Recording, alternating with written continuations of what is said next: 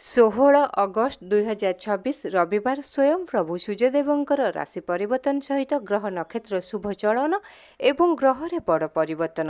ଏହାର ସ୍ୱତନ୍ତ୍ର ପ୍ରଭାବ 12ଗୋଟି ରାଶିଚକ୍ରଙ୍କ ଉପରେ ପଡ଼ିବାକୁ ଯାଉଅଛି। ସେଥିମଧ୍ୟରୁ 5ଗୋଟି ରାଶି ହେବାକୁ ଯାଉଛନ୍ତି ଅତ୍ୟନ୍ତ ମହାଭାଗ୍ୟଶାଳୀ।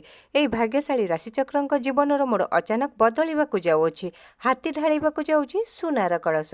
ଇତିହାସ ରଚିବାକୁ ଯାଉଛନ୍ତି ଏହି ଭାଗ୍ୟଶାଳୀ ରାଶିଚକ୍ର। ପ୍ରତିଟି କ୍ଷେତ୍ରରେ ସଫଳତା ହିଁ ସଫଳତା ମିଳିବ ଏହି ଭାଗ୍ୟଶାଳୀ ରାଶିଚକ୍ରଙ୍କ ଜୀବନରେ ଏବଂ ପରିବାରରେ ସୁଖ ଶାନ୍ତି ସମୃଦ୍ଧି ବୃଦ୍ଧି ପାଇବା ସହିତ ଆର୍ଥିକ ସମସ୍ୟା ଦୂରେଇ ଯାଇ ଅଚାନକ ଧନର ବର୍ଷା ହେବା ପାଇଁ ଯାଉଅଛି। ଟଙ୍କାର ଆଗମନ ହେବା ପାଇଁ ଯାଉଛି ଏହି ଭାଗ୍ୟଶାଳୀ ରାଶିଚକ୍ରଙ୍କ ଜୀବନରେ ସ୍ୱୟଂ ପ୍ରଭୁ ସୂର୍ଯ୍ୟଦେବଙ୍କ ଶୁଭ ଆଶୀର୍ବାଦରୁ। ଦର୍ଶକ ବନ୍ଧୁ, ହୁଏତ ଏହି ଭାଗ୍ୟଶାଳୀ ରାଶିଚକ୍ରଙ୍କ ଭିତରେ ଆପଣଙ୍କ ରାଶି ଥାଇପାରେ। ଆପଣମାନେ ଯଦି ଆମ ଚ୍ୟାନେଲକୁ ସବସ୍କ୍ରାଇବ୍ କରିନାହାନ୍ତି ତ ସହୃଦୟରେ ସ୍ୱୟଂ ପ୍ରଭୁ ସୂର୍ଯ୍ୟଦେବଙ୍କୁ ଶ୍ରଦ୍ଧା ଏବଂ ଭକ୍ତି କରନ୍ତି।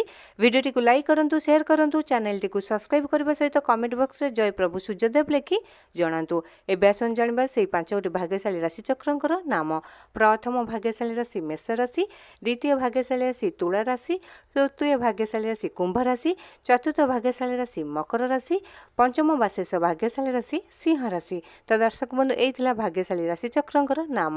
ଆପଣମାନଙ୍କୁ ଆମ ଭିଡ଼ିଓଟି କେମିତି ଲାଗିଲା କମେଣ୍ଟ ବକ୍ସରେ ଜୟ ପ୍ରଭୁ ସୂର୍ଯ୍ୟଦେବ ଲେଖି ଜଣାଇବା ସହିତ ଭିଡ଼ିଓଟିକୁ ଲାଇକ୍ କରନ୍ତୁ, ସେୟାର କରନ୍ତୁ, ଚ୍ୟାନେଲଟିକୁ ସବସ୍କ୍ରାଇବ୍ କରନ୍ତୁ।